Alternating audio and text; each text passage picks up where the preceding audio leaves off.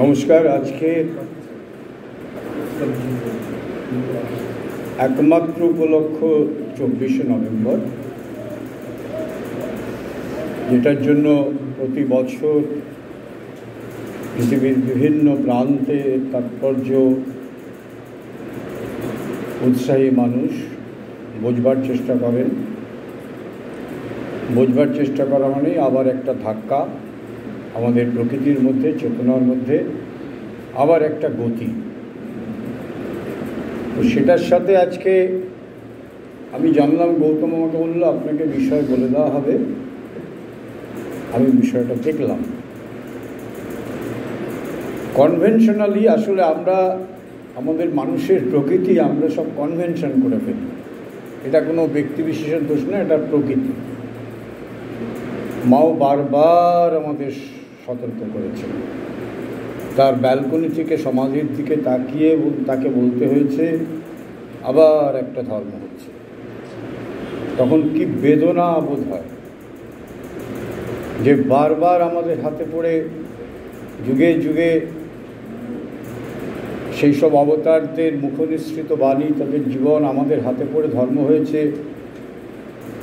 শ্রী অরবিন্দের বেলাতেও মা আমাদের সতর্ক করছেন, মা লক্ষ্য করছেন। সমাধিতে যেভাবে ফুল সাজানো হচ্ছে, মা সেটি দেখে মন্তব্য করেছিলেন, তারপরে বলেছিলেন আবার একটা ধর্ম হচ্ছে। এটা মানুষের প্রকৃতি। এই প্রকৃতি থেকে বেরোনোর ইচ্ছা আমাদের, বারবার আমরা ইচ্ছা প্রকাশ করি, কিন্তু কোথায় যেন আবার সেই প্রকৃতি আমাদের টেনে নিয়ে যায় এক গভীর চোরা স্রোতে। আর এই চোরা স্রোতের শিকার আমরা। তো গৌতম যখন বলল বিষয়টা, আমি ভাবলাম কনভেনশনালিও তো এটা হয় না। দুর্গাপূজা চলে গেছে, কালী পুজো চলে গেছে, জগদ্ধাত্রী পুজো চলে গেছে, তারপরে বিজয়া সম্মেলনের তাৎপর্য শ্রী অরবিন্দ মায়ের আলোকে হয়। কনভেনশনের বাইরে যদি আমরা বোঝার চেষ্টা করি। একটু আগে উনি যে বিজয়া সম্মেলন সম্পর্কে সামান্য তিনি আমাদের কাছে একটু বলছিলেন, আসলে এটা খুব প্রতীকী আমাদের কাছে নানান দিক থেকে। কেন বিজয়া দশমী এর 4-5টি কাহিনী আছে, যে কোনো একটাকে আমরা ধরতে পারি। শ্রীরামচন্দ্র রাবণকে বধ করার জন্য তিনি যে সাধনাটা করেছিলেন অকাল বোধন, সেটা শুক্লা পঞ্চমীতে গিয়ে শুরু হয়েছিল তার আগে। তারপরে সেই যুদ্ধটা চলে, বলা হয় 9 দিন 9 রাত। এবং যাকে আমরা বলি বিজয়া দশমী, সেদিনই তিনি যুদ্ধে জয়লাভ করেন। আশ্বিন মাসের শুক্লা তিথিতে দশমী। সুতরাং এটা একটা ভিক্টরি, ডে অফ ভিক্টরি। উত্তর ভারতে এটাকে বলা হয় দশেরা, যেটাকে আমরা বললাম রাবণ বধ। সুতরাং এটা বিজয়ের একটা সিম্বল। বুদ্ধ ধর্মেও আছে। সম্রাট অশোক যখন তিনি কলিঙ্গ জয় করলেন, তারপর এত রক্তপাতে তিনি তার আত্মসম্মিত ফিরেছে, আমি কি করেছি। তারপর তিনি বৌদ্ধ ধর্মে উদ্বুদ্ধ হন, সাধনা করেন, এবং বৌদ্ধ মতে এই দিনই তিনি সিদ্ধি লাভ করেন। আরেকটি মত, সেটা একেবারেই বাঙালি ঘরানার। পার্বতী তিনি আসেন বাপের বাড়িতে এই সময়, দশমীর দিন তিনি তার শ্বশুরবাড়ি কৈলাসে ফিরে যান। দেখবেন বাঙালির প্রাণে নলিনীদা এটা সুন্দর লিখেছেন, এই মুহূর্তে মনে পড়ছে। বাংলার প্রাণের যে আলাদা বইটা এখন পাওয়া যায় কিনা জানি না, নলিনীদার রচনাবলিতে আছে, ভারী সুন্দর ব্যাখ্যা করেছেন নলিনীদা। এবং পঞ্চমীতে যে মন্ত্র পড়ে যে বিগ্রহে প্রাণ প্রতিষ্ঠা করা হয়, দশমীতে গিয়ে তাকে বিসর্জন দেওয়া হয়। এটাও খুব সিম্বলিক। বিষয়টা হচ্ছে যে বিগ্রহকে, যে প্রতিমাকে তৈরি করা হলো, তার মধ্যে প্রাণ প্রতিষ্ঠা করা হলো, এবং যাকে আমরা বলি বিসর্জন, বলা হয় তাকে মুক্ত করে দেওয়া হলো। যে প্রতিমার মধ্যে তাকে আমরা প্রাণ প্রতিষ্ঠা করে আরাধনা করেছিলাম, এবার তাকে মুক্ত করে দেওয়া হচ্ছে সেই মন্ত্রের মধ্য দিয়ে, এবার তুমি সর্বভূতেষু। এটা আর একটা ব্যাখ্যা। সুতরাং সমস্ত ব্যাখ্যা যদি আমরা দেখি, তার একটা মোদ্দা কথা হচ্ছে ভিক্টরি। একটা অন্ধকারের বিরুদ্ধে, অজ্ঞানতার বিরুদ্ধে, শত্রুর বিরুদ্ধে, ফলসুডের বিরুদ্ধে, ইগনোরেন্সের বিরুদ্ধে একটা বিজয়। ওদিকে সম্রাট অশোক, এদিকে রাজা রামচন্দ্র, আর এদিকে বাঙালি প্রথায় আমাদের যে আমরা যেভাবে আরাধনা করি, ব্রহ্ম যিনি সেই পরাৎপর, সেই চৈতন্য, তিনি যখন সৃষ্টির ধারায় কাজ করেন, তিনি তখন হন ব্রহ্মা, এবং তিনি কাজ করেন না। তিনি কি করবেন, তিনি সেটা আগে সিদ্ধান্ত নেন, হি ডিসাইডস। তখন তার ক্রিয়াশীলা শক্তি আবির্ভূত হয়, তাকে আমরা ইংরেজি পরিভাষায় বলতে পারি ক্রিয়েট্রিক্স। যিনি কাজ করেন তিনি সেই ক্রিয়াশীলা শক্তি, মাতৃকা শক্তি, এবং দেইটিরা হচ্ছে তার বিভূতি। যেমন দুর্গা তার বিভূতি।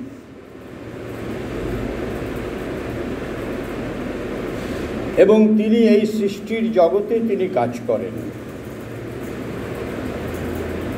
এই হচ্ছে মোটামুটি, কেন এগুলো নিয়ে সত্যি আলোচনা করতে গেলে খুব প্রতীকী, এবং এর ভিতরেই সত্য নিহিত। এর মধ্যে পুরাণের আরও কাহিনী আছে, সেটা বলার সময় নয়। আজকে যেটা বলার সময়, এটাকে অবলম্বন করে আমাদের একটা সম্বিত ফেরানোর সময়, যেটা গোবিন্দদা আলোচনা করেছেন, যে বিজয়টা আসলে আমাদের প্রতিদিনের এই যুদ্ধটা,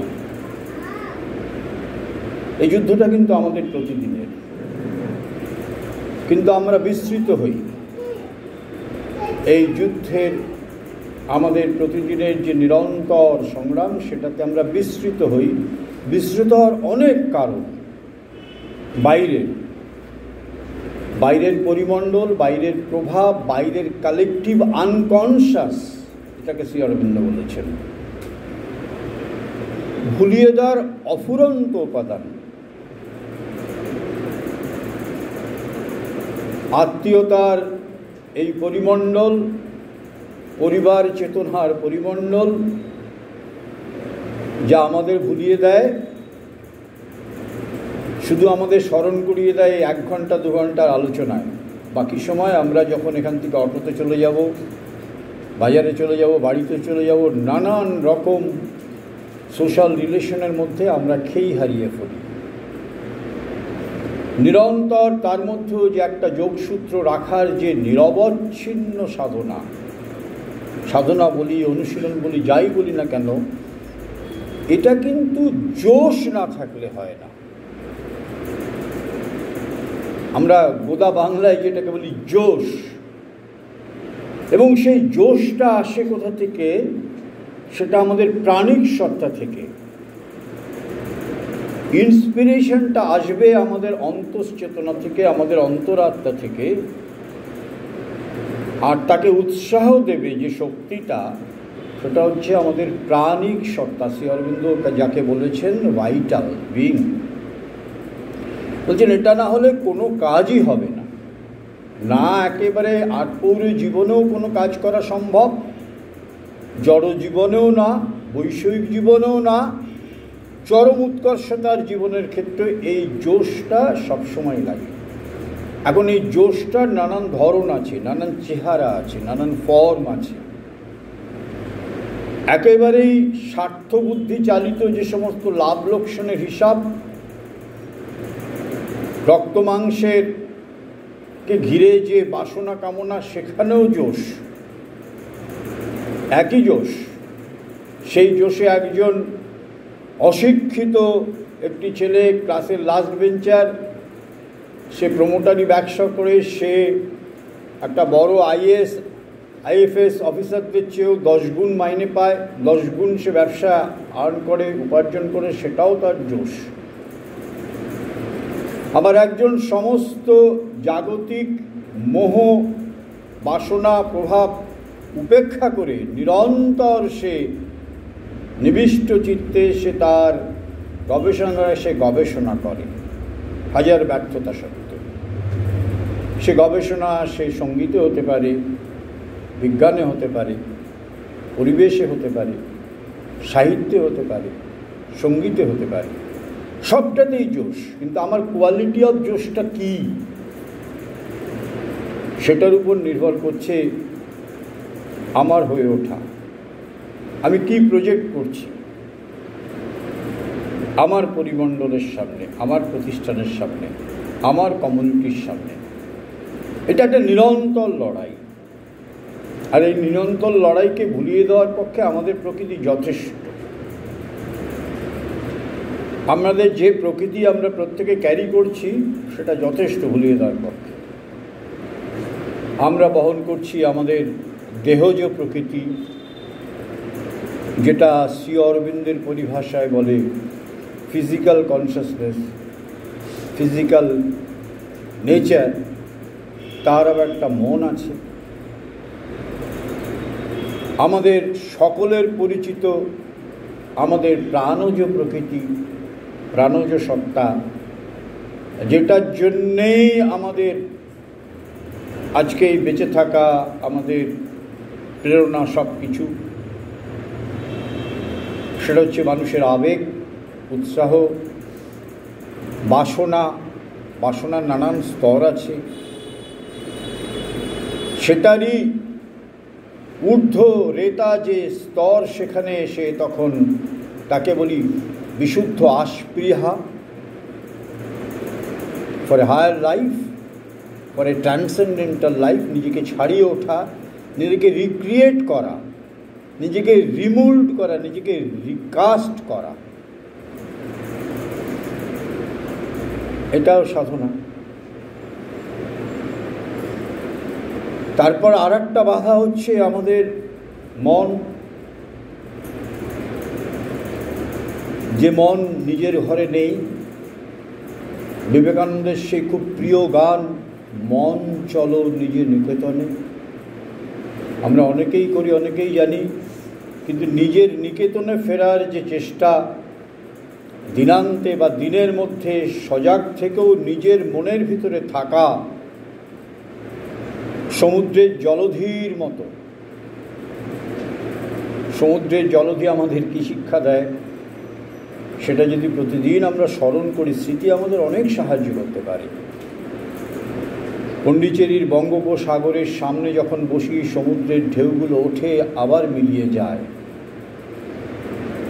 আমাদের ভিতরে এরকম ঢেউ, অজস্র স্ববিরোধী ঢেউ ওঠে, অজস্র। তাকানোর সাহস আমাদের বোধহয় অনেকের হয় না। যদিও বা সাহস হয়, আমরা তার সাথে মোকাবেলা করতে চাই না। কারণ মোকাবেলা করতে হলে আমার নিজের অনেক কিছু খোয়াতে হয়, অনেক ব্যক্তিত্বের স্তরকে আমাকে খোয়াতে হয়, ত্যাগ করতে হয়। সে সৎসাহস আমাদের নেই। যদিও বা ভারতীয়দের মধ্যে আছে, পাশ্চাত্যের মধ্যে এটা বড় অভাব। তাদের ব্যক্তিত্বের বোধ এত প্রকট, এবং সেটা একটা অসাধারণ সংগ্রাম, এবং এই সংগ্রাম আমার হয়ে কেউ করে দিতে পারে না। এই সংগ্রাম আমাকেই করতে হবে, আর আমার সাথে এই সংগ্রামে শরিক হচ্ছে আমার অন্তর্যামী, আর যারা খুব সচেতনভাবে সুস্পষ্টভাবে শ্রী অরবিন্দের কাছে, মায়ের কাছে এসেছেন, এই সংগ্রামের সারথি হচ্ছেন খুব স্পষ্ট ভাষায় মা। এছাড়া কোনো উপায় নেই। কালকেই মনে পড়ছিল, পরশুদিন নিউ আলিপুরে একজন সিনিয়র ট্রাস্টি, তিনি ব্যাংকের একজন খুব বড় একটা ব্যাংকের অফিসার ছিলেন। তিনি অনেকদিন রিটায়ার করে তিনি অনেকদিন ধরেই নিউ আলিপুরের এক কেন্দ্রে তিনি আছেন। সম্প্রতি তিনি ট্রাস্টি বোর্ডের অন্তর্ভুক্ত হয়েছেন, নিরন্তর আমার সাথে যোগ থাকে। তো আমি তাকে একটা ভিডিও পোস্ট করেছিলাম যে আমরা প্রতিদিন কীভাবে মার্ডার করছি। সে প্রসঙ্গটা আসবো না, সেটা খুব বিস্তৃত প্রসঙ্গ, ইন্টারেস্টিং। আমরা কি পরিমাণে এই স্রষ্টার সৃষ্টিকে ধ্বংস করছি শুধু আমাদের এক্সিস্টেন্সের জন্য, রসাস্বাদনের জন্য, রসনা তৃপ্তির জন্য। We are murderer. একটা অপূর্ব ভিডিও।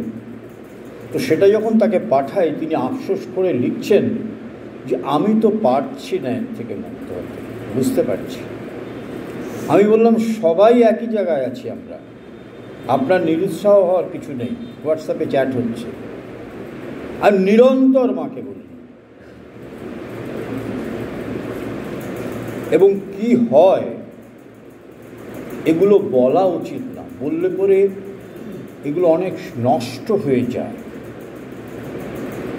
খুব প্রয়োজন ছাড়া এগুলো উল্লেখ করা উচিত না, কি ছিল আর কি হয়েছি বা কার কি হয় নিরন্তর মাকে বললে। উনি বললেন একদম সত্যি কথা, এই অভিজ্ঞতা আমার আগেও হয়েছে। কোনো একটি অভ্যাস ছাড়ার ব্যাপারে তিনি আমাকে লিখলেন। আমরা এরকম অভিজ্ঞতা অনেক বহু মানুষের জীবনেই হয়। তো এই বিজয়টা কিন্তু আমাদের পাখির চোখে দেখার মতো। কারণ একটা জিনিস যদি সবসময় মনে রাখি, তাহলে আত্মশ্লাঘাবোধ আমাদের কাজ করবে না। আমাদের এত আত্মশ্লাঘাবোধ কাজ করে, আমি নিজেকে দেখেও নিজে অনেক সময় লজ্জা পাই। যখন কালেকটিভের মধ্যে থাকি তখন দেখি কী হচ্ছে, এত কালেকটিভ আনকনসাস আমাদের ভক্তদের মধ্যেও। সাধারণ মানসিকতা ছেড়েই দিলাম, অনেক সময় হাঁপিয়ে যে উঠতে হয় সাধারণ মবের মধ্যে থাকলে। কালেকটিভ আনকনসাস সাংঘাতিক। এটা জ্বরের মধ্যে আছে, এটা নিশ্চেতনার মধ্যে আছে, এটা অচেতনার মধ্যে আছে। এর মধ্যে অতীতের ধারায় কেউ কাজ করেননি এটাকে রূপান্তর করার জন্য। কারণ কালেকটিভ আনকনসিয়াসের মধ্যে রয়েছে অচেতনা, তারও তলে নিশ্চেতনা। মা বোঝানোর চেষ্টা করছে, যেটা বোঝার চেষ্টা করো, নিশ্চেতনাটা এমন একটা জায়গা, সেটা মৃত ব্যক্তির যে অবস্থা তার থেকেও আরও গভীর ও গহন জায়গা। মৃত ব্যক্তির থেকেও আরও নিশ্চেতনা, আরও এক ধাপ। সেখানে কেউ কাজ করেনি। সেই জায়গায় সেই রূপান্তরের কাজ শ্রী অরবিন্দ শুরু করেছিলেন। মার কাছে সেটা তিনি রেখে গেছেন, ডেডিকেট করে গেছেন। 5 ডিসেম্বর মাইন্ড অফ লাইট যেটাকে উল্লেখ করেছেন, মা নিরন্তর সেটাতে কাজ করেছেন, কাজ করে চলেছেন। এবং সেখানে আমাদের কোনো স্বার্থ নেই সেই নিশ্চেতনার হাত থেকে, অচেতনার হাত থেকে পরিপূর্ণ উদ্ধার। সেখানে একেবারে অসহায়ের মতো সমস্ত কিছু দিয়ে তাকে প্রতিদিন বলতে হবে। এটা একটা নিরন্তর যুদ্ধ। তার কারণ আমরা প্রতিদিন যে জীবনের সম্মুখীন হই, যে রক্তাক্ত, যে হতাশা, যে জীর্ণ, যে ক্লিষ্ট, যে ক্লীর্ণ জীবনের সম্মুখীন হই, কেউ এর থেকে বাদ নয়। বড় বড় মহাপুরুষেরাও বাদ নয়। তাদের ডিফিকাল্টি, তাদের যুদ্ধ অনেক বড় মাপের, কেউ এর থেকে বাদ নয়। কোনো অবতার কল্প পুরুষরাও। And it is the power of the ignorance and the inconscience, power of the darkness, universal আসুরিক ফোর্সেস। সুতরাং এটা তো আমাদের মধ্যে থাকবেই। তো সেই জায়গায় সেই কাজটা মা করে চলেছেন নিরন্তর। কেন কালেকটিভ আনকনসিয়াসের থেকে যদি বেরোতে হয়, সেই নিশ্চেতনার মধ্যে যে মায়ের কাজ, সেই যে রূপান্তরের কাজ, সেটা তিনি করে চলেছেন। তাকেই ইনভোগ করতে হবে অসহায় হয়ে, নিরুপায় হয়ে। কেন এর কোনো উপায় নেই। কোনো বুদ্ধিদীপ্ত মানুষ, কোনো বিজ্ঞানী, কোনো দার্শনিক, কোনো রাষ্ট্রনেতা এটা পারেননি, পারবেনও না।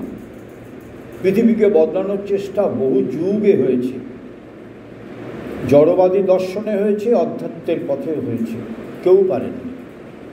শ্রী অরবিন্দ হিউম্যান সাইকেলে এক জায়গায় বলছেন তার সমাজ বিবর্তনের তত্ত্বে, যে দেখো বুদ্ধ এসছেন, মোহাম্মদ এসছেন, জোরাথ্রুস্ট এসছেন, আমি যদি তার সাথে যোগ করে বললি শ্রীরামকৃষ্ণ এসছেন, শ্রীলয় চৈতন্য এসছেন, কবির এসছেন, নানক এসছেন, কালেকটিভ আনকনসিয়াস কি কোনো বদল হয়েছে? এখন তাকালে মনে হয় যে ওরা এসছিলেন। বাইরের দিকে তাকালে ফলটা কি? শ্রী অরবিন্দ ওইখানে বলছেন, আমি একটু বোঝার সুবিধার জন্য বলছি, একাডেমিক্যালি বলবো না। বলছেন এই কালেকটিভের উপর কোনো কাজ হয়নি, কালেকটিভ আনকনসিয়াসের উপর কিছু মানুষ উদ্বুদ্ধ হয়েছেন, কিন্তু রাষ্ট্র সমাজ সে অন্ধকারেই রয়েছে। শ্রী অরবিন্দ এই জায়গাটায় হাত দিয়েছেন। কারণ আজকে যদি আমি একটা সেমিনারে গিয়েছিলাম মেদিনীপুরে, মনে পড়ছে, সেখানে রামকৃষ্ণ মিশন থেকে কয়েকজন এসেছিলেন, তার মধ্যে একজন দুজন আমার খুব পরিচিত।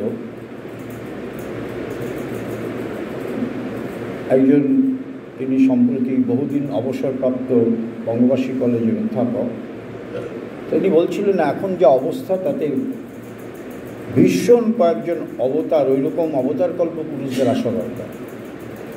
তো উনি তো ওনার মতো করে বলেছেন।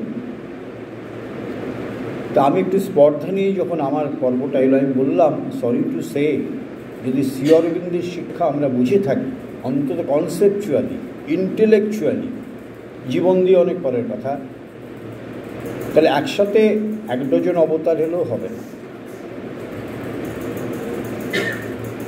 তার কারণ এই কাজটা হচ্ছে কালেকটিভ আনকনসিয়াসের উপর, ইনকনসিয়াসের উপর। এটা হচ্ছে ট্রান্সফরমেশনের কাজ।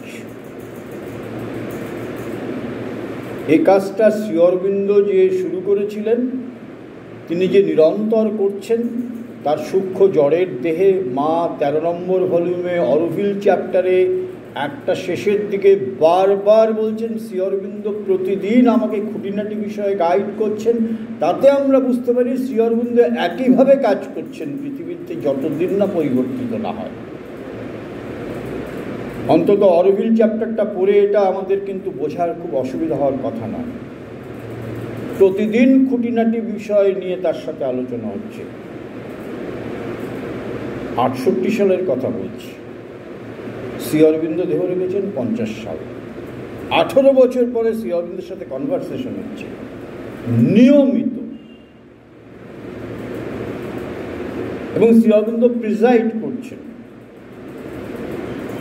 শ্রী অরবিন্দ বলছেন, যতদিন না পরিবর্তন হয় আমার কাজটা চলবে। মার ক্ষেত্রেও তাই হলো। কারণ সেইটা হলো কি, নলিনীদা একটা ভিশনে পরিষ্কার করে দিলেন।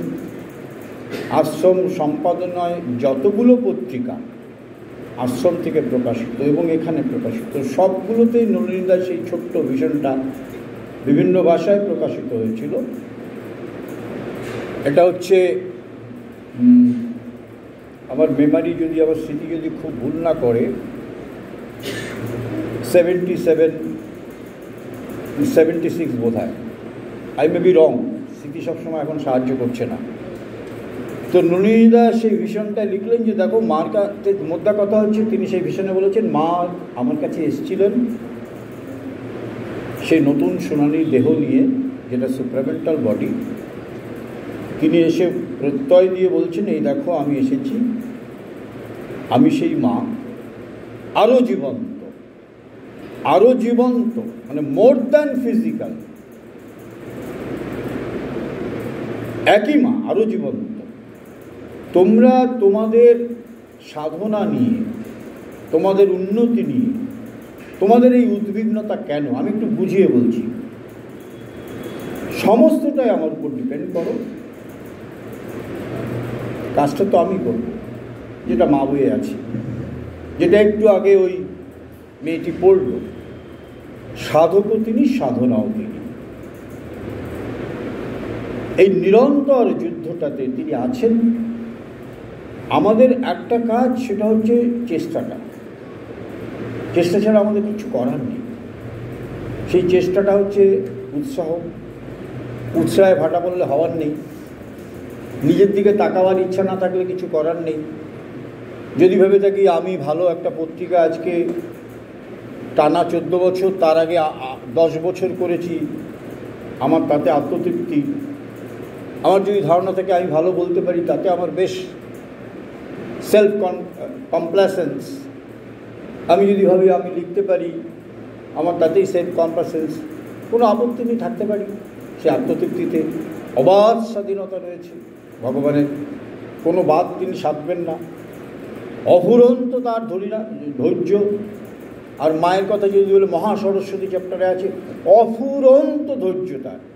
তিনি শেষ দিন পর্যন্ত অপেক্ষা করবেন তিল তিল করে পূর্ণতার দুয়ারে পৌঁছে দেওয়ার জন্য।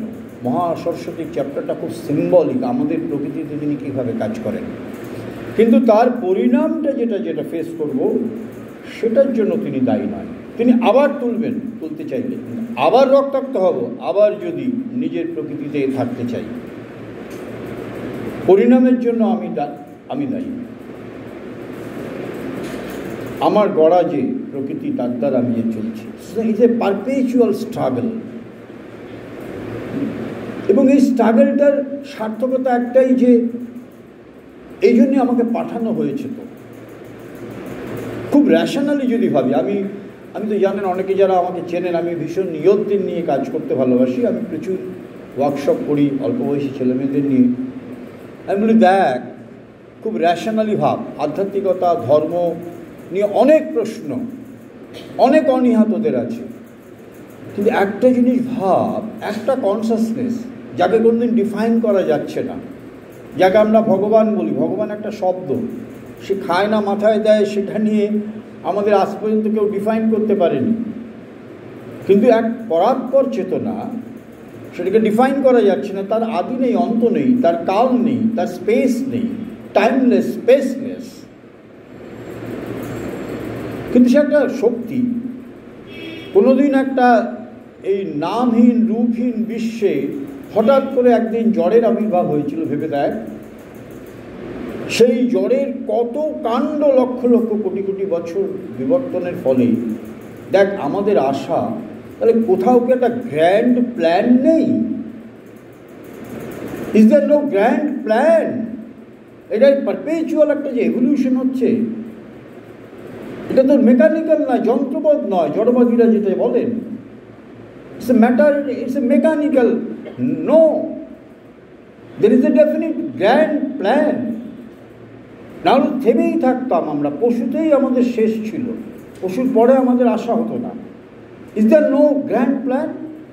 বেশ কিছু ছেলে মেয়ে ভীষণ রিসেপটিভ, ওরা এই প্রচলিত ফর্মে ওদেরকে শ্রী অরবিন্দমাকে আনা যাবে না, ওরা ভীষণ আধুনিক। আর মা হচ্ছেন একদম আধুনিকতম আধুনিক। মা যখন মেয়েদের তাদের ঋতুস্রাব নিয়ে আলোচনা করেন, তাদের যৌনতা নিয়ে আলোচনা করেন, মায়ের মতো আধুনিককে আমি দেখি। মা যখন অরোভিলের ম্যারেজ নিয়ে আলোচনা করেন, যে ম্যারেজের কনসেপ্টে আজকে এসে গেছে, মা সেইটা অরোভিলে আলোচনা করছেন। অরোভিলের যে আইডিয়াল রিলেশনশিপ কী হবে, ম্যারেজ সেরিমনিটাকে মা বলছেন এগুলো খুব বাহ্য, অনেক বাহুল্যতা ইত্যাদি ইত্যাদি। আমি সেটা ঢুকছি না। তো সেইখানে আমাদেরকে আসানো হচ্ছে, আমরা জাস্ট টুলস, ক্রিয়ান। কিন্তু যখন আমাদেরকে আনা হয়েছে, আমাদের আসার আর জন্তুর আসার মধ্যে একটা পার্থক্য, যে জন্তু নিজে কিচ্ছু করতে পারে না, নিজেকে রিক্রিয়েট করতে পারে না, তাকে সেই ক্ষমতা দেওয়া হয়নি, প্রকৃতি তাকে সেই ক্ষমতা দেয়নি। সে হচ্ছে টাইপাল। টাইপাল মানে তাকে যেভাবে সৃষ্টি করা হয়েছে, সে সেই সৃষ্টিতেই সে সীমাবদ্ধ, তার আর কোনো উপায় নেই সেখান থেকে বেরোনোর। অসহায় সে, হেল্পলেস। আমরাও পশু। আমরাও পশু, কিন্তু আমরা মননশীল পশু। শ্রী অরবিন্দের হিউম্যান সাইকেলের টার্মিনোলজি হচ্ছে, কখনো তিনি বলছেন অ্যানিম্যাল ম্যান, কখন বলছেন thinking animal, but still we are animal, we are carrying animality. আমাদের উপরিভাগে মন এসে গেছে, আমাদের মধ্যে জেলাসি আছে, আমাদের মধ্যে গ্রুপিজম আছে, নেপোটিজম আছে, ইগো আছে, মিথ্যা কথা বলা, সুপারসিড করা, অনেক চাপা, অনেক অ্যাম্বিশন আছে যেগুলো অন্যের ক্ষতি করে, অন্যের অনিষ্ট করে, বিচ্ছিন্ন করে। This all are animal qualities, এগুলো হিউম্যান কোয়ালিটিস নাই। হিউম্যান কোয়ালিটিস যেটা বলা হয় সেটা অ্যাবোভ হিউম্যান না উঠলে হিউম্যান কোয়ালিটিস বলে আমরা যেটাকে বলি সেটা কখনোই সবার না। সেটা ওভারম্যান কনসিয়াসনেসে, ওভার মেন্টাল কনসিয়াসনেসে না যাওয়া পর্যন্ত আমরা পুরো মানুষ হতে পারি। পুরো মানুষের স্বপ্ন কেনা দেখিয়েছে, কিন্তু একটাও পুরো মানুষ হয়েছে। Karl Marx and Shri Aurobindo নিয়ে আমি একটা আলোচনা করেছিলাম দীর্ঘদিন আগে, একটা লেখাও বেরিয়েছিল সিরিয়ালাইজ। তাতে বলা হয়েছে মার্কস তো শেষ জিনিস, ইউরোপের 1/3-এরও বেশি দেশকে তিনি প্রভাবিত করেছিলেন তার দর্শনটা। আর তিনি কি বলেছিলেন? By changing the machinery man changes his nature. কোথায় হয়েছে? আমি একটা যুক্তিবাদী বিজ্ঞান শিবিরে এই প্রশ্নটা তুলেছিল, আমাকে দেখান মার্কসের বিখ্যাত তত্ত্ব দরকার নেই, দাস ক্যাপিটাল দরকার নেই, অ্যান্টিটিউডিংয়ের তত্ত্ব দরকার নেই, ডায়ালেকট্রিক্যাল ম্যাটেরিয়ালিজম দরকার নেই, এগুলো ভারী ভারী কথা, ওগুলো অ্যাকাডেমিক্স আলোচনার জন্য। By changing machinery man changes his nature কোথায় হয়েছে? কোন জায়গাটায় হয়েছে?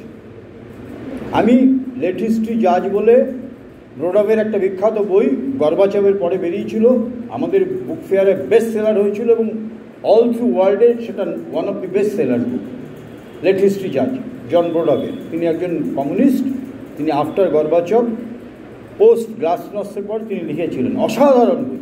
এবং সেখানে তিনি রবীন্দ্রনাথ এনেছেন, চৈতন্য এনেছেন, শ্রী অরবিন্দকে এনেছেন। আমি শ্রী অরবিন্দ সম্বন্ধে তার লেখা পড়ে অবাক, কোনো প্রাচ্যের সমালোচক ওই অত কম্প্যাক্ট কম্পোজ সমালোচনা করতে পারেন না। কি গ্রিপ তিনি পড়েছেন একাডেমিক্যালি শ্রী অরবিন্দকে। তিনি দেখিয়েছেন ফেলিওরটা কোথায়। আর শ্রী অরবিন্দ এটাই বলেছেন হিউম্যান সাইকেলে, লাস্টে আইডল অফ হিউম্যানিটি চ্যাপ্টারে, যে অ্যাবোভ ম্যান হতে গেলে তোমাকে পুরো ম্যান হতে গেলে তোমার অ্যাবোভ ম্যানে উঠতে হবে। যেমন একটা ক্লাস 4-এর একটা ছাত্র যদি অঙ্ক না পারে, অঙ্ক কেউ পারছে না, সে কার কাছে অঙ্কটা শিখবে? শিক্ষকের কাছে, মানে যে তার থেকে ভালো জানে। তাহলে সুরাহাটা রয়েছে শিক্ষকের কাছে, আচার্যের কাছে। আমাদের হিউম্যান লেভেলের যে সমস্যা, আমাদের পারিবারিক সমস্যা, দাম্পত্য সমস্যা, সেক্সুয়াল প্রবলেম, যৌন সমস্যা, সোশ্যাল প্রবলেম, আমাদের সমস্যাটা আমাদের উপর অ্যাবভ হিউম্যান লেভেলের যদি কেউ এসে থাকে তাদের কাছ থেকেই সমস্যাটা নিদান পেতে হবে। কোনো স্টেটসম্যানের কাছে পাওয়া যাবে না, সো কল্ড স্টেটসম্যানের কাছে পাওয়া যাবে না। শ্রী অরবিন্দ হিউম্যান সাইকেলে বুঝিয়েছেন। যদি একাডেমিক্যালি চ্যাপ্টার ওয়াইজ কোনো দিন ওগুলো আলোচনা করার সুযোগ হয় আমরা সেটা করব। শ্রী অরবিন্দ একটা নতুন সমাজতত্ত্ব দিয়েছেন। অ্যাবভ হিউম্যানে না উঠলে হিউম্যান লেভেলের কোনো প্রবলেম সলভ করা যাবে না। সেই জন্য সৎপ্রেম একটা বিখ্যাত কথা বলেছেন Shri Aurobindo or the adventure of consciousness বইটাতে। মা সৎপ্রেমকে বলছেন, একদম রেকর্ডেশন ছাপা আছে কালি কলমে, আমি দেখছি প্রতিদিন শ্রী অরবিন্দ এসে তোমাকে লেখাচ্ছেন। That book Shri Aurobindo or the adventure of consciousness, ইউরোপের দরজা খুলে দিয়েছে একটা বই, অনুবাদ হয়েছে, বাইন্দ্রনাথ চাকি করেছেন। অনুবাদটা খুব ভালো হয়নি কিন্তু বোঝার পক্ষে যথেষ্ট, মোটামুটি বাংলাটা খুব আড়ষ্ট। সেখানে সৎপ্রেম একটা কথা বলেছেন যে শ্রী অরবিন্দের সাধনার কিন্তু উদ্দেশ্য নয় একটা লবসাইডেড ডেভেলপমেন্ট, কেউ কেটা তৈরি করা। একটা ঠিক এইভাবে তিনি বলেছেন, একটা বায়রন, একটা শেলি, একটা কিটস, একটা রদা তৈরি করার উদ্দেশ্য নয়। আবার নতুন কৃতিমান পুরুষ আসবেন শ্রী অরবিন্দের সাধনায়, সেই কৃতিমান, সেই প্রতিভারা আসবেন। This is not the aim of Shri Aurobindo. Shri অরবিন্দের উদ্দেশ্য হচ্ছে একটা ইন্ট্রিগাল ম্যান। কেন বললেন সৎপ্রেম ইন্টারপ্রেট করে যে একটা শেলি, একটা বায়রন, একটা কিটস, একটা গদা, একটা রদা আবিষ্কার করা নয়, তৈরি করা নয়। কেন এরা প্রত্যেকেই নিজের জগতে কৃতিমান, কিন্তু ইন্টিগ্রিটির অভাব। ইন্টিগ্রিটি কাকে বলে? ইউরোপে যে সমস্ত সাহিত্যিকদের নিয়ে আমরা আলোচনা করি, যারা সাহিত্য পড়েছেন, হিস্ট্রি অফ ইংলিশ লিটারেচার যারা ইংলিশ অনার্সে পড়েছেন, দেখবেন পার্সোনাল লাইফে ঢুকলে আর ইন্টিগ্রিটি পাওয়া যাচ্ছে না কারণ, কিন্তু তার সৃষ্টিতে সে ঠিক আছে। শেলিকে আমরা হ্যাটসঅ্যাপ করি, শেলি তার সৃষ্টির জন্য বাইরন, কিন্তু এবার পার্সোনাল লাইফে ঢুকুন। শ্রী অরবিন্দ বলছেন তাই দিয়ে তো মানুষের প্রকৃতির পরিবর্তন হবে না। একটা শেলির কবিতা পড়ে ট্রান্সফরমেশন অফ নেচার হবে না, বাইরনের কবিতা পড়ে হবে না, শেক্সপিয়ারের ড্রামা পড়ে হবে না। অনেক কিছু দেখানো যায়, আমরা পরখ করতে পারি তার মধ্য দিয়ে। শেক্সপিয়ারের ড্রামা অসাধারণ, প্রতি যদি শ্রী অরবিন্দ শেক্সপিয়ার নিয়ে আলোচনা করি খুব ইন্টারেস্টিং। ট্রান্সফরমেশন হবে না। তিনি দেখিয়েছেন প্রকৃতির ত্রুটিগুলি, কিন্তু প্রকৃতির শিকার এরা ইন্টিগ্রিটি অর্জন করতে পারেনি। Shri Aurobindo came for integrity, total transformation of our nature, মনের, প্রাণের, দেহের। এবং সেটার সেন্ট্রাল বিইংটা হচ্ছে চৈত্য। কোনো মন প্রাণ দেহের রূপান্তর সম্ভব নয়, একটা স্টেজ পর্যন্ত তাকে পলিশ করা যাবে এলিমেন্টারি ডিসিপ্লিন দিয়ে। এলিমেন্টারি ডিসিপ্লিনের জন্য মা সায়েন্স অফ লিভিং মাকে বলতে হয়েছে, লিখতে হয়েছে। মায়ের এডুকেশন 12 নম্বর ভলিউমটা পড়লে বোঝা যায় মা সায়েন্স অফ লিভিং কী আলোচনা করেছেন। সায়েন্স অফ লিভিং আমাদের প্রত্যেকের ভক্তদের, যারা আমরা এই পাঠশালায় সবে পড়তে শুরু, প্রত্যেকের পড়া উচিত, আলোচনা করা উচিত সায়েন্স অফ লিভিং, যেটা ফাউন্ডেশন অফ লাইফ। মা বলছেন আগে ম্যান অফ গুডউইল হও, তারপরে spiritual life. Man of goodwill হতে হলে মায়ের সায়েন্স অফ লিভিং পড়তে হবে, শ্রী অরবিন্দ লেটার্স পড়তে হবে, প্রকৃতি নিয়ে হাজার হাজার চিঠি লিখেছেন পড়তে হবে, সবটা না পড়লেও সিলেক্টেড কিছু পড়তে হবে। কেন হয়, কী জন্য হয়, সব তার উত্তর আছে লেটার্স অন যোগের মধ্যে। সবচেয়ে মজা হচ্ছে শ্রী অরবিন্দ পড়লে যে কন্ট্রাডিকশনগুলো, যে সমস্যাগুলো উত্তর জানা নেই, কেউ এটা বলছে, কেউ ওটা বলছে, কেউ উপদেশ দিচ্ছে, কেউ মোরাল টিচিং দিচ্ছে, কিন্তু ফাইনাল সলিউশন নেই। শ্রী অরবিন্দের লেটার্স অন যোগও পড়লে ইন্টেলেকচুয়ালি, কনসেপচুয়ালি আমার কাছে সব উত্তর পেয়ে যাব। আমি কেন আমি এটা করছি, কেন আমার মধ্যে ক্রোধ আসছে, কেন আমার মধ্যে ওটা হচ্ছে, সমস্ত কেনর উত্তর আছে। শ্রী অরবিন্দ শুধু লেটার্স অন যোগটা যদি পড়ি, সাধনা পড়ে, আগে ইন্টেলেকচুয়াল ক্ল্যারিটি হোক যারা জানতে চায়। আর একটা সহজ পথ আছে, সেই সহজ পথটাই আমাদের জন্য। সেটা হচ্ছে যা করছি মাকে যদি জানিয়ে করি, মায়ের যে ক্রিয়েটিভ পাওয়ার, মা প্রতি মুহূর্তে আমাদের এমন এমন পরিস্থিতির সামনে ফেলবেন, সেই পরিস্থিতি আমাদেরকে বোঝাবে, সেই পরিস্থিতি আমাদের ডিফিকাল্টি টার্ন ইন্টু অপরচুনিটি। যে মা বই আছে, by the grace of the divine mother every difficulty turn into opportunity. Difficulty আমাকে সম্বিত ফেরাতে সাহায্য করবে। তখন আমি রক্তাক্ত হব। রক্তাক্ত হলে ওই জন্য মনে থাকে, এই রক্তাক্তটা হচ্ছে আমার নিজের কর্মফলের জন্য, কর্মফলের জন্য রক্তাক্ত হচ্ছি। এবং এই রক্তাক্ত হওয়া আমাকে দেখিয়ে দিচ্ছে যে আমাকে এখান থেকে শিফট করতে হবে কী করে, নিডলটাকে শিফট করাবো কী করে। এই রক্তাক্ত হওয়ার একটা পজিটিভ দিক। যখনই রক্তাক্ত হবো এর জন্য আমি রেসপন্সিবল। নরেন্দ্রের একটা বিখ্যাত কথা, আমি যখন কলেজে পড়েছিলাম 70s, 69-এ, নরেন্দ্রের মূল বাংলা রচনা বলি, তখনও বেরোয়নি। আমি দুঃখী তার কারণ আমি নিজে। অসাধারণ, এটা এখনও আমার কাছে ভার্বাটিক্যালি আমার কাছে অনুরণিত হয়। আমি দুঃখী তার কারণ আমি নিজে, পড়ে না, আমি এটা কী কথা, আমি দুঃখী আমি কারণ নিজে। তারপরে যত দিন যায়, কাল নিরবধি, time is the best healer. টাইমের সময় অতিবাহিত হলে সময় অনেক উত্তর দেয়। ইয়েস, আমি দুঃখী তার কারণ আমি নিজে। কেন আমার অচেতনা, আমার অজ্ঞানতা আমাকে এই পরিমণ্ডলের মধ্যে রেখেছে, এবং এই পরিমণ্ডলকে আমি রিলিজ করছি, এই পরিমণ্ডলকে আমি জ্ঞানত বা অজ্ঞানত ইনভোক করছি, প্রশ্রয় দিচ্ছি, এবং এই শক্তিগুলো আমার পাশেতেই আছে। কিন্তু আমি যদি প্রশ্রয় না দিই, শক্তিগুলো থাকবে, কিন্তু শক্তিগুলো আমাকে কিছু করতে পারবে না।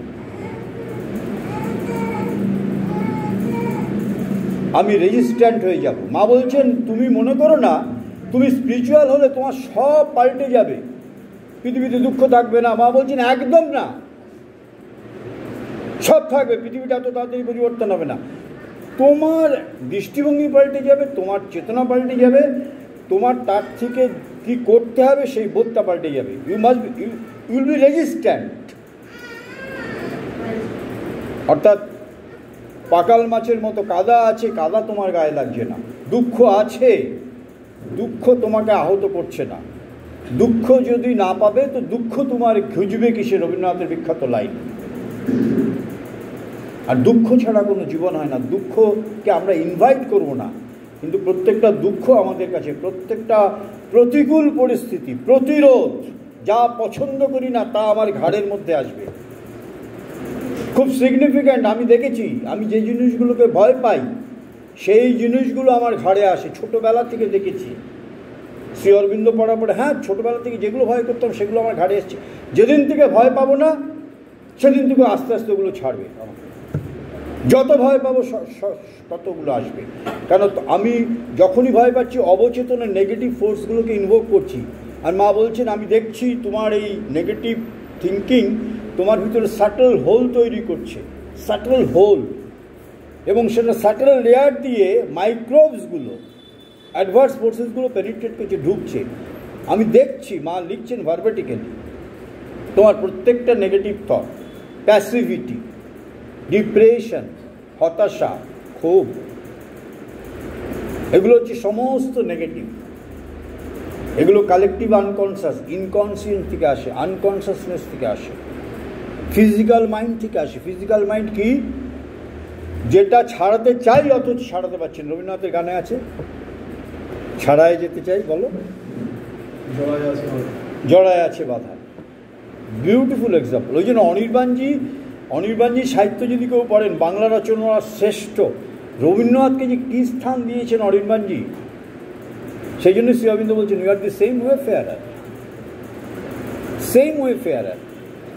ফিজিক্যাল মাইন্ড আছে, যেটা ছাড়াতে চাইছে সেটা ছাড়াচ্ছে না।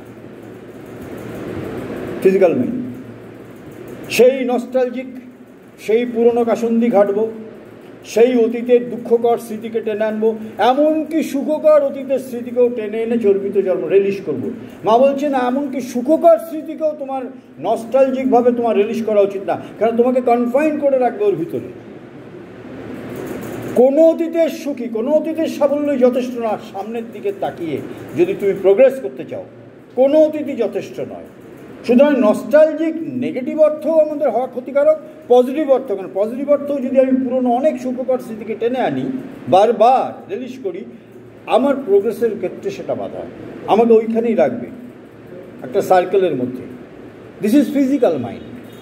আমার ফিজিক্যাল মাইন্ড বলছে, এই তো সংক্রমণ হবে করোনার, 60% ফিয়ার হচ্ছে করোনা, 60%। এবং প্রমাণিত, পৃথিবীর শ্রেষ্ঠ বায়োলজিস্টরা যে সমস্ত রিসার্চ করেছেন, আমাদের এই বিলিয়ন বিলিয়ন ডলারের খেলাতে সেগুলো আসছে না সামনে। বিলিয়ন বিলিয়ন ডলারের খেলা। আর আমার একটু পড়াশুনো করার একটু বেশি নেশা বলে এগুলো পড়ি। লেটেস্ট বায়োলজিস্টরা বলছে এর পিছনে একটা বিরাট চক্রান্ত। ইটস নাথিং বাট ইনফ্লুয়েঞ্জা, একটু বেশি সংক্রামক। যার কোমরবিডিটি নেই সে 7 দিন ভুগবে, লিখে রাখুন। আমি এক্সপেরিমেন্ট করেছি 3 জনের উপরে, 3 জনই successful, without medicine, normal protocol দিয়ে। অন্য কথা, আমি যেটা বলছি, এই ফিজিক্যাল মাইন্ড সবসময় আমাকে সাজেশন দিচ্ছে, পুরনো জিনিস, পুরনো ওল্ড ক্রিয়েশন, আমাকে ওল্ড সাজেশন ধরে রাখো। যার কোমরবিডিটি নেই, যার শরীরের ফিজিক্যাল প্যারামিটার ঠিক আছে, এই করোনা ভাইরাস তাকে যদি গিলেও দেওয়া হয়, 10 জনের মধ্যে পরীক্ষিত, আমি একেবারে রিসার্চ, 10 জনের মধ্যে 6 জনের হবে না, 4 জনের হবে। কারণ 4 জনের কোমরবিডিটি আছে, আর 6 জনের কোমরবিডিটি নেই। তাদের ক্ষেত্রে বেশিরভাগ হবে না, কি 50% হবে, 50% কিছুই হবে না, 50% হবে এটা ইনফ্লুয়েঞ্জার মতো, খুব তাড়াতাড়ি এটা সংক্রামিত হয়, জাস্ট খুব কন্টাজিয়াস, নাথিং মোর। এবং গবেষণায় প্রমাণিত 1%ও করোনার জন্য মরে না, মরে হচ্ছে ট্রিটমেন্ট প্রোটোকলের জন্য, 1, 2 হচ্ছে কোমরবিডিটির জন্য। এবং আজকে হু অলরেডি 6টা প্রোটোকল, ট্রিটমেন্ট প্রোটোকলকে নাকচ করে দিয়েছে। যে প্রোটোকলে ট্রিটমেন্ট হয়েছে এতদিন, সেই প্রোটোকলগুলো এখন নিষিদ্ধ। সেই ওষুধগুলো 6টা ওষুধ, তার মানে কি ছেলে খেলা হলো? আজকের আনন্দবাজারে আছে HIV ভাইরাস, ফিজিক্যাল মাইন্ডের কথা বলছি। এগুলো বুঝতে হবে প্র্যাকটিক্যালি, থিওরিটিক্যালি কিছু না। থিওরিটিক্যালি অনেক বলা যায়, শ্রী অরবিন্দ এত বলে গেছেন, বলা খুব সহজ, কদিন পড়লেই যে কেউ পারবে। আজকের আনন্দবাজারের খবর, একটি মেয়ে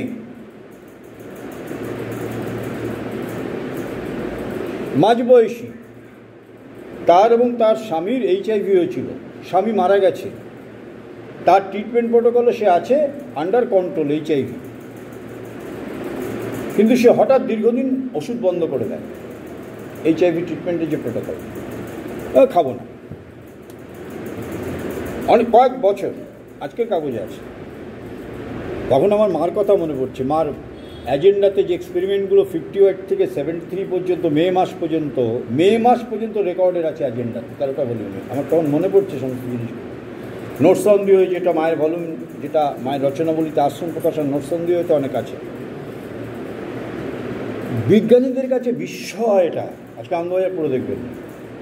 কেন HIV ভাইরাস শরীরে ঢুকলে সেলের মধ্যে সে প্রতিরূপ তৈরি করবেই। প্রতিরূপ মানে রেপ্লিকা, এটা তার ধর্ম, এর বাইরে কোনো ধর্ম নেই। বিজ্ঞানীরা জানেন রেপ্লিকা সে তৈরি করবে। একটা ভাইরাস শরীরে ঢোকা মানেই সে প্রতিরূপ তৈরি করবে। সেইটা যাতে ফ্যাটাল না হয়, মেডিসিন প্রোটোকল দিয়ে তাকে ঠেকিয়ে রাখা হয়। মেয়েটা দীর্ঘদিন কোনো মেডিসিন নেয়নি, বিজ্ঞানীরা আজ পর্যন্ত তল পাচ্ছে না যেটা কী করে সম্ভব। আজকের কাগজে আছে আনন্দবাজার, সকালে আসবার আগে একটু পড়ছিলাম। মা তো ইনি কত কাজ করেছেন। মা এক জায়গায় বলেছেন মেডিকেল সায়েন্সকে বলেছেন দে আর সার্ভেন্ট অফ দি ট্রুথ, আবার এক জায়গায় বলেছিলেন বোগাস, তারা আমাদের কালেকটিভ আনকনসিয়াসের মধ্যে কাজ করে। আর অ্যালোপ্যাথিক ট্রিটমেন্ট তো জানেন হিপোক্রিট, আমরা হিপোক্রিট কথা, অ্যাকচুয়ালি মেডিসিনের আবিষ্কার কথা হিপোক্রিট।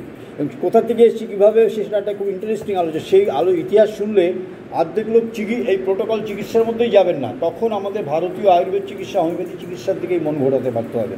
যদি ইতিহাসটা শুধু করেন কীভাবে অ্যালোপ্যাথিক ট্রিটমেন্ট আবিষ্কার হয়েছে এবং কী system, it is a completely reductionist science. এবং শরীরের রিদিমকে নষ্ট করার পক্ষে এর থেকে ভালো কিছু নেই। শরীরের যে নিজস্ব রিদিম, হারমোনি, যেটা শ্রী অরবিন্দ লাইফ ডিভাইনে ফার্স্ট চ্যাপ্টারে বলছেন, হিউম্যান অ্যাসপিরেশনে ফার্স্ট প্যারাতেই, all problems of existence are essentially the problems of harmony. শরীরের হারমোনি এমনিতেই নষ্ট হচ্ছে আমাদের প্রকৃতির অন্তর্দ্বন্দ্বের জন্য, আর ওষুধ আমাদের ভিতরের হারমোনি নষ্ট করার পরে একেবারে মোক্ষম অস্ত্র। It is a reductionist science. কিন্তু ওয়ার ফুটিংয়ে আমাদের চিকিৎসা করতে হবে। যখন একটা মরণ রোগী, তখন তাকে অ্যালোপ্যাথিক ট্রিটমেন্ট দিতে হবে, কিন্তু সার্ভাইভাল করলে তখন লং ট্রিটমেন্ট আমাদের যেতে হবে অন্য প্রসেসে। হিলিং প্রসেস আছে, শরীরের মধ্যেই হিলিং প্রসেস আছে। সেই হিলিং প্রসেসটার মধ্য দিয়ে কাজ করে কনসাসনেস। মা সেই ফিজিক্যাল মাইন্ডের মধ্যে কাজ করেছেন, সেলুলার মাইন্ডের মধ্যে কাজ করেছেন। সেই সেলুলার মাইন্ডটা অনেকটা এনলাইটেন্ড হয়ে গেছে, মায়ের রেকর্ডেশনে আছে। আমরা কেন অত চিন্তা করছি? আমরা চ্যালেঞ্জটা নিতে পারি না। হয় বেঁচে থাকবো না মরে যাব। মৃত্যু নিয়ে এত ভয়, মৃত্যু নিয়ে যাদের ভয় তারা মৃত্যুকে জানেই না। সেই জন্য মা এক জায়গায় বলছেন জীবনে আদর্শভাবে বাঁচতে হলে মৃত্যুর স্বরূপ জানতে হবে। মৃত্যুর স্বরূপ, মৃত্যুর স্বরূপ জানলে মৃত্যু আর জীবনের মধ্যে কোনো ভেদরেখা নেই। It is just shifting. আর মৃত্যু না থাকলে কোনো প্রোগ্রেস হয় না এখনো পর্যন্ত। আমরা কেন এইভাবে দেখব না? কেন আমরা এই বিজয়টাকে আমরা এইভাবে নেব না? প্রতিদিন আমার যুদ্ধ আমার সাথেই।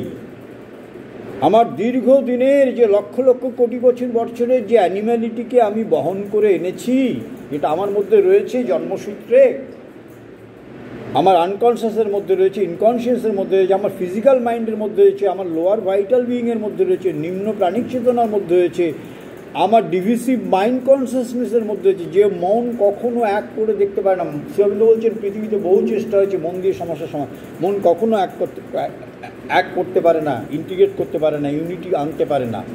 মনের ঊর্ধ্বে ওভার মাইন্ড, ওভার মেন্টাল স্তরে না যাওয়া পর্যন্ত মনের কোনো ক্ষমতাই নেই। তাহলে বলে সংসারে কী করে শান্তি আছে?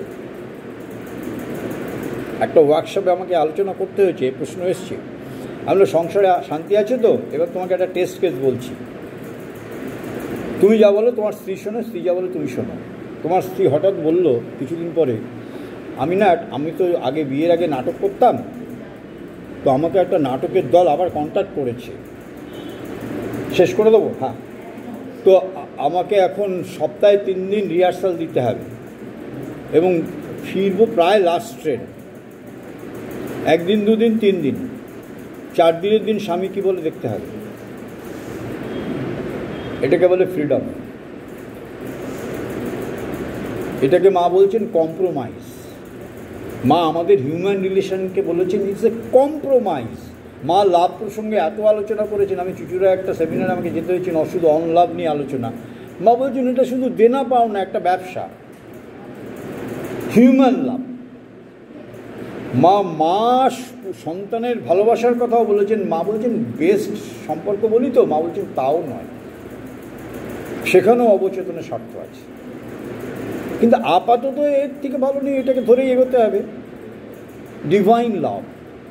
ডিভাইন লাভ হচ্ছে যে দিতে জানে তার নেওয়ার কোনো প্রশ্ন নেই, আর যে দিতে জানে সে পাবেও। পরীক্ষিত সত্য, যারা পেতে চেয়ে দিতে দেয় তাদের মতো অসুখী কেউ নেই। এবং মায়েদের বেশি যন্ত্রণা সন্তানদের নিয়ে, মায়েরা অনেক বেশি আশা করে, আর যত টেনশান তাদের। যেদিন থেকে তারা আশা ছেড়ে দিয়ে শুধু স্বধর্মটা করবে, রাইটলি গাইড করবে, বাকিটা তার নিয়তি, তার প্রকৃতি, তার হয়ে ওঠা, সেদিন থেকে দেখবে যে রেজাল্ট আসছে। সুতরাং আমরা যেন আজকের বিজয়ের যে তাৎপর্য মা শ্রী অরবিন্দের আলোকে যেন এইভাবে আমরা বুঝতে পারি যে বিজয়টা আসলে নিজের বিরুদ্ধেই নিজের জয়লাভ, নিজের বিরুদ্ধে, নিজের প্রকৃতির বিরুদ্ধেই নিজের জেহাদ। জিহাদ, ইটস এ জিহাদ। এবং এটা আমার প্রত্যেকের কাছে আমাদের একটা সেলফ টাস্ক, নিজের টাস্ক নিজের কাছে। মা আছেন পার্থ সারথীর মতো রথের, তিনি হচ্ছেন চালিকা শক্তি। ঠিক আছে।